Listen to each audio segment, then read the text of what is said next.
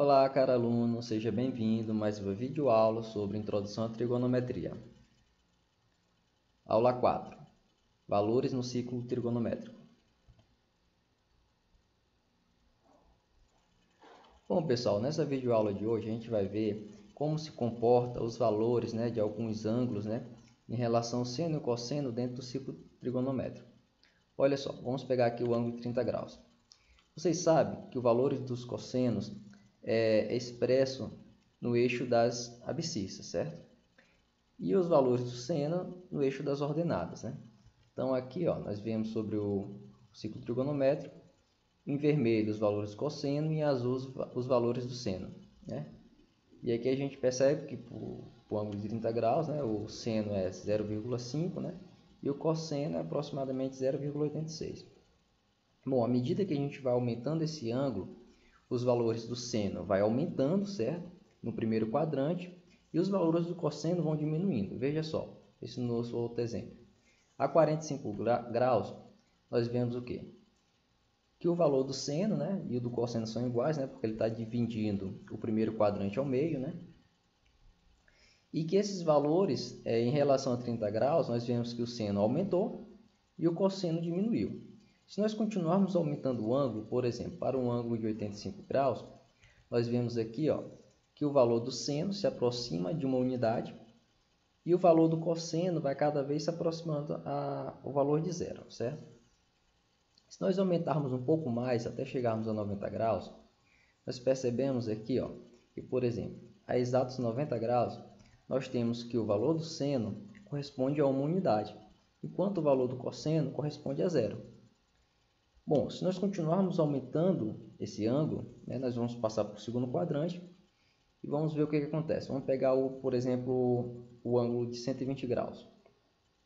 Se nós pegarmos 120 graus, nós vemos que o seno começa a diminuir, certo?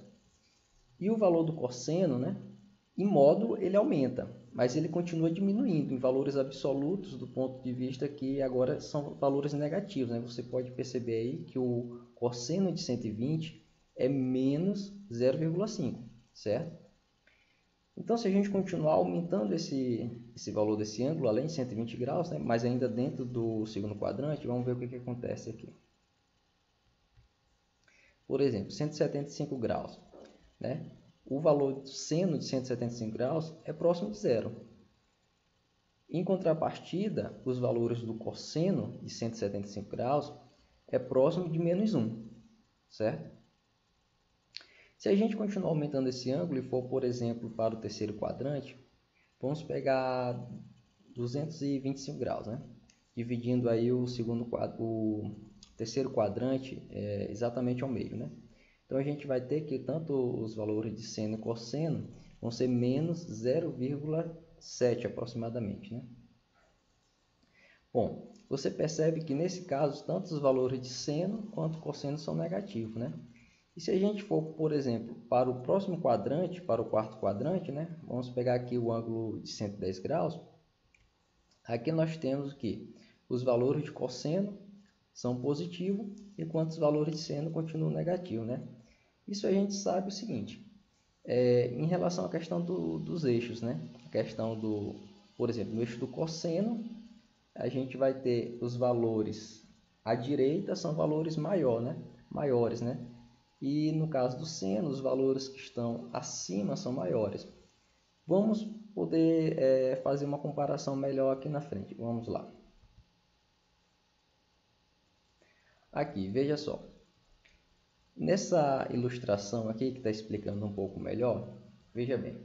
Aqui no primeiro quadrante, certo? Nós temos tanto seno quanto cosseno são valores positivos. No segundo quadrante, o seno continua positivo, mas o cosseno fica negativo. No terceiro quadrante, nós temos tanto seno quanto cosseno negativo. E no quarto quadrante, nós temos o seno negativo e o cosseno positivo. Veja só, aqui a gente tem os dois eixos, né? O eixo aqui das abscissas e o eixo das ordenadas, né? Aqui é o ponto zero, aqui, bem aqui nesse encontro. Os valores que estão aqui à direita, né, no eixo das abscissas são valores positivos. Por isso que o cosseno aqui, ó, no primeiro quadrante e no quarto quadrante são positivos. E o cosseno no segundo e no terceiro quadrante são negativos, porque todos os valores que estão aqui, ó, nessa região à direita são positivos, os valores que estão à esquerda são negativos. Já para o seno, a gente tem aqui, né, o ponto inicial, o ponto zero. Os valores que estão aqui na parte superior são positivos e os valores que estão na parte inferior são negativos, né? Aí nós temos o seno, tanto no primeiro quanto no segundo quadrante, são positivos, ou seja, estão nessa parte superior. Já o seno, né, no segundo e no terceiro quadrante, perdão, no terceiro e no quarto quadrante, eles são negativos, né, porque eles estão aqui na parte inferior, certo? Então, os valores no ciclo trigonométrico, eles têm esse comportamento, certo? À medida que você vai aumentando os ângulos, né, e passando do primeiro para o segundo, para o terceiro, para o quarto quadrante, até retornar novamente para o primeiro.